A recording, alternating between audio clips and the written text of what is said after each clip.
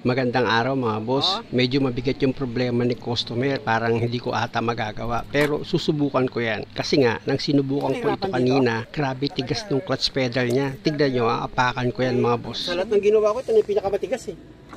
Ay kasi wala naman ako mapagkumpara kasi Tigas eh. wala akong mapagkumpara kasi di yan lang talaga naman nahawakan ng sasakyan. Grabe. Malambot-lambot pa nga yan, lalo pag mainit na. Pag umiinit, lalo tumitigas? Nako po. Santa Ana Elementary School. Sabi nga sa akin itong may-ari ng sasakyan, katulong pa siya nung binaba itong transmission niya at 5 buwan na yung lumipas. At itong clutch lining lang daw ang pinalitan nila. Kaya lang ang problema ngayon, ilang linggo niya na daw tinitiis na napakatigas itong clutch pedal niya. Ginaya niya na raw yung ginagawa ko sa video, in-adjust niya na itong push rod dito sa primary at sa secondary naman, nilinis na niya. Kaya lang ganun pa rin, napakatigas itong clutch pedal niya pag inapakan. Tako sa ilalim ha. Mahigaan ka dyan, karton. Buti na lang. Iilalim muna ako mga boss para i-double check ko yung ginawa ni customer dito sa secondary clutch niya. Ang gagawin ko dyan mga boss, itulak ko itong clutch fork niya. Dapat kasi gumalaw yan, kaya lang ayaw. Pero itong push rod, gumagalaw naman siya. Kaya kumuha ako ng box wrench sa number 14. Tatanggalin ko itong secondary clutch. Sa pagtanggal naman itong secondary clutch mga boss, meron niyang 2 bolt na number 14 na tatanggalin ka. Pag maluwag na itong bolt mga boss, pwede mo nang kamayin yan. Para tuluyan mo na yung matanggal, tapos dito naman sa isang bolt, ganun din. Luluwagan mo rin yan mga boss.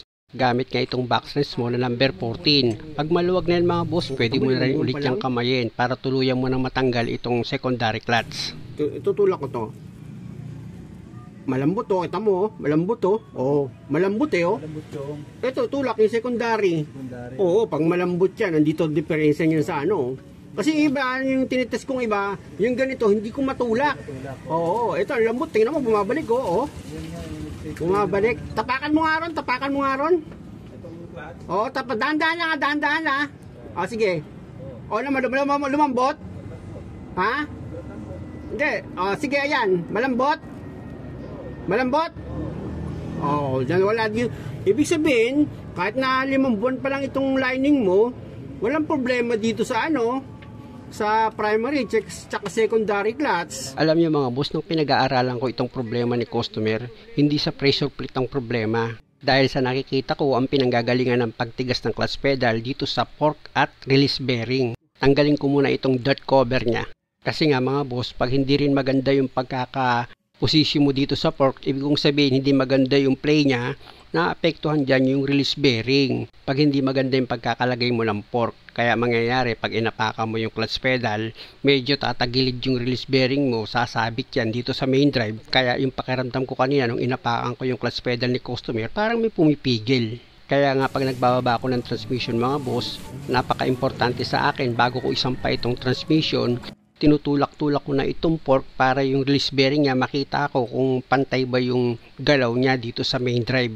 Na kung makikita nyo mga boss, ganyan yung ginagawa ko ngayon. Tinutulak-tulak ko itong fork para kung may problema dito sa release bearing, ma-free up siya. O kaya naman may bumabara dito sa release bearing, matanggal siya. Yata maganda yung pagkakasetting ng release bearing. Kaya para sigurado ako dyan mga boss, isprayan ko yan gamit itong penetrating oil. Naiipit eh. Para kung may dumi dito sa release bearing na kumapit sa main drive niya, matanggal. At higit sa lahat mga boss, dudulas yan. Pati itong clutch release fork bolt pin niya, inisprayan ko yan mga boss. Dito kasi nakatusok itong fork mga boss sa pinaka bolt pin niya. Ang tsinaga kong isprayan dyan mga boss, yung dinadaanan nitong release bearing, yung main drive nitong transmission. Kasi nga mga boss, ulitin ko lang, ang pinaka-diagnose ko dito or suspect ko dito ay yung release bearing, naiipit. Kasi kung pressure plate yan mga boss, dapat matigas lang yung clutch pedal. Eh biro mo nangangayaw si customer, umuwi siya ng bahay nila dahil sa sobrang tigas nitong clutch pedal. Ganon din kasi yung naranasan ko mga boss, nung inapakan ko yung clutch pedal niya, parang titigil siya. Tapos pag diniinan mo siya, ayaw talaga, tapos bubombay mo, tsaka ulit bababa. Parang kailangan ibomba ko pa yung clutch pedal.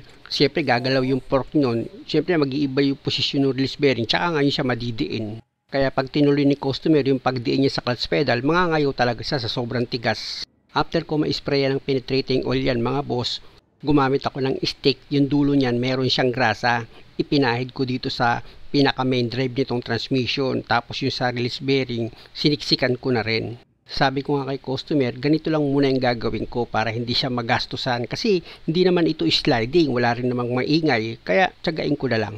Sabi nga ni customer, ilang linggo na rin daw hindi siya kumikita dahil nga sa ito ang ginagamit niyang panghanap buhay.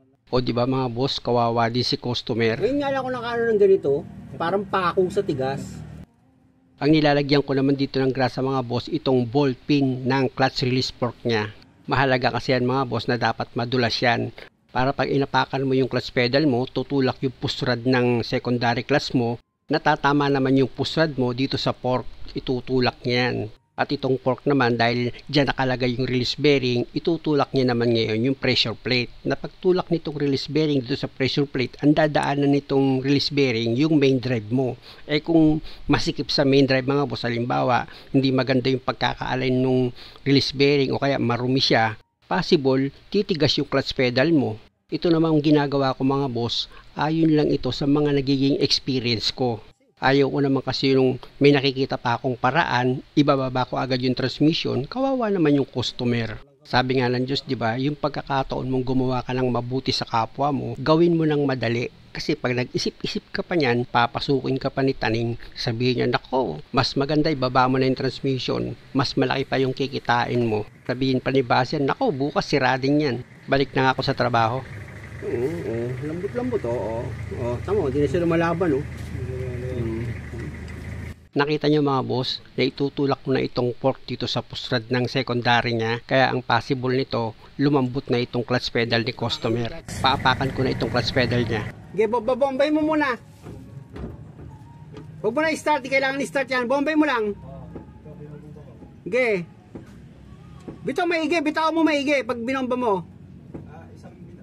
Yan, ganyan. Ganyan ang pagbomba. O, bitaw mo siya. Bitawan mo, yung clutch. O, lambot to. O, sige. Tapak. Bitaw. O, lambot na. O, sige. Ha? Ano? Hindi. O, siyempre. Awa ng Diyos yun, tinulungan tayo eh. Oh, sige, bomba. Oh, okay. Okay, para ano? Bomba mo lang. Bitaw. Oh, apak. Bitaw. Ano? Lumambot na? Hindi nga. Lumambot na? Ba? Oo, kahit nga kahit ano? Wah, magic! Kita mo naman ano? Pag tinulungan talaga tayo ng Diyos, tapos ang problema eh. Pero mo yun lang. Ang bigat-bigat ng problema mo, hindi ka ata nakatulog ng ilang araw. Isang linggo ka na. linggo na yan, kahit yung mga bayaw, pinupunta ako. Na nakita ko kasi, yung pagkakaano mo ng release bearing, pagkakasalpak ng release bearing, halos walang grasa. Kaya nangyayari, kumakapit sa main drive. Yung bearing kumakapit sa main drive, tumatagilid, di siya dumudulas. Ayun ang nakita ko ha. Kasi ginagalo ko yung fork eh. Nakita ko pag ginagalo ko ng kamay ko yung fork, parang sumasabit siya sa main drive eh. Ang ibig kong sabihin mga boss, pag itinulak ko itong fork niya, pakiramdam ko sa release bearing, ayaw tumuloy. Lumambot na oh. Oh. Lumambot siya oh. Ay, nakamay ko nga. Tignan mo rito. Ayun o. Oh. Hindi mo yung magalaw. Ha? Okay na? Ang laki ng pinagbago nito, oh. Oh? Oo nga, no? Oo, lambot ano? Sana hindi na. Minsan nakakatuwa talaga yung mga sasakyan, eh, no? Ganun lang pala, oh. Oh, di kung binaba mo transmission, di disgrasya ka. Ang hatol na sa akin talaga nito. Anong hatol? Sabihan sa akin, Oh. baba transmission kasi ang sabi sa akin, yung release bearing daw na. Saka ano na. Baka hindi na bibitaw. Sabi ko, Hindi nga bumibitaw yung release bearing sa nakita ko, totoo yun. Pero may mga paraan pa rin, hindi agad baba ng baba. Ako naman ang testing mga boss, sasampa ko dito sa sasakyan ni customer, tatapakan ko nga itong clutch pedal niya. Lambot no. Ay nako.